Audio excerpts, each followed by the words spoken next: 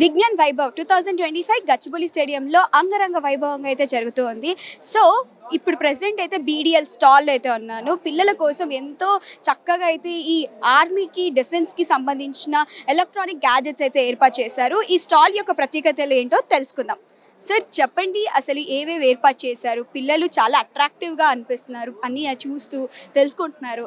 So ఏంటి ఈ stall యొక్క ప్రత్యేకత ఏంటి? ఇది బీడీఎల్ స్టాల్ అండి. ఇక్కడ మేము వేరియస్ మిజైల్స్ని డిస్ప్లే చేసాము. Like surface to surface missile, surface to air missile, air to air and ఏటీ జేమ్స్. మా ప్రొడక్ట్స్ అన్ని ఇక్కడ డిస్ప్లే చేసాము. ఇక్కడ లైక్ నిన్నటి నుండి ఇది అవుతుంది. పిల్లలు, స్కూల్ పిల్లలు కానీ కాలేజ్ పిల్లలు కానీ వచ్చి like they are asking like various questions. Some questions very like interesting questions. నేను ఏం చెప్పాలనుకున్నా అంటే చాలా నేర్చుకుంటున్నారు పిల్లలు.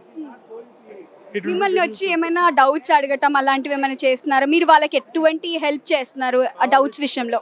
కొన్ని లైక్ వాళ్ళు అడుగుతున్న డౌట్స్ ఏంటంటే చాలా నాకు అది వింటుంటే కూడా చాలా హ్యాపీగా అనిపిస్తుంది.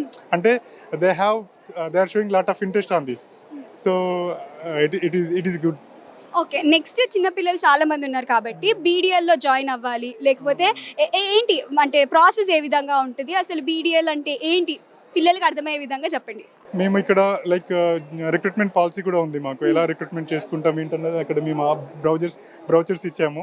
లైక్ ఇక్కడ మేము ఐటీ వాళ్ళది కానీ, డిప్లొమా వాళ్ళు కానీ, బీటెక్ వాళ్ళని కానీ. సో ఈ 3 వేరియంట్స్ మేము తీసుకుంటాము. Even not only that MBA HR కానీ ఫైనాన్స్ వాళ్ళని కూడా తీసుకుంటాము. సో వాటికి like we provides our like brochure.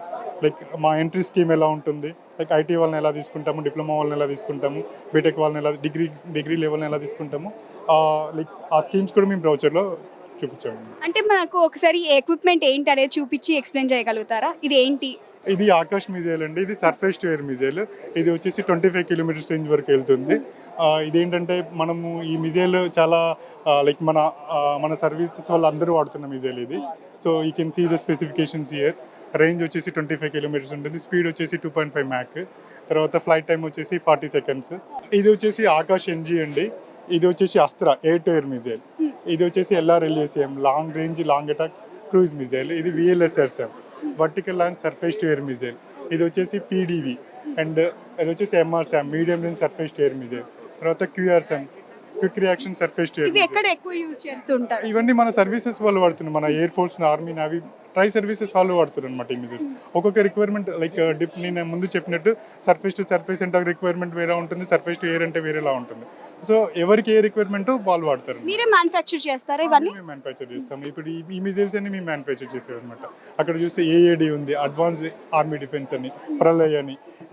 ఇవన్నీ ఏంటంటే ఒక్కొక్క మిజైల్కి ఒక్కొక్క అప్లికేషన్ ఉంది. ఇప్పుడు సర్ఫేస్ టు సర్ఫేస్ మిజైల్ అంటే ఒక ఏరియాని అటాక్ చేయడం కోసం సర్ఫేస్ టు సర్ఫేస్ మిజైల్ వాడతాము.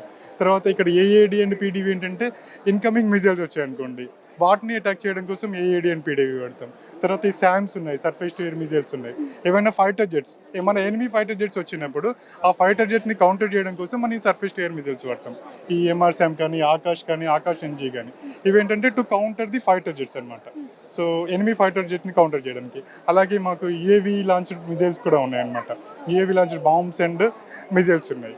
లైక్ అంటే ఏ టెరిటరీలోకి అయితే మనం వెళ్ళలేమో UAVs తీసుకెళ్తాం అనమాట.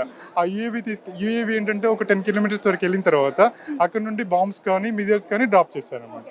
అంటే డ్రోన్ లాగా. డ్రోన్ UAV అంటే అన్మాన్డ్ ఎయిర్ వెహికల్ అనమాట. It's nothing but a drone అనమాట.